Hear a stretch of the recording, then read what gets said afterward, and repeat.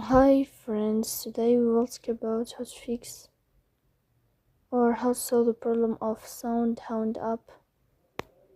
You will enter to settings.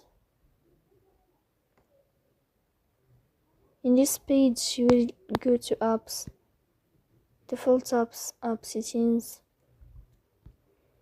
In this list you will go down until you find this sign or this app of SoundHound.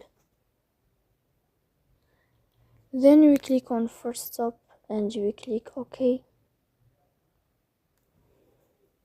Here you will enter to storage. Then we click on clear cache.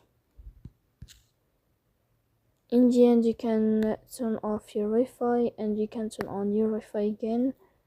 So please don't forget to support us by like and subscribe. See you next time.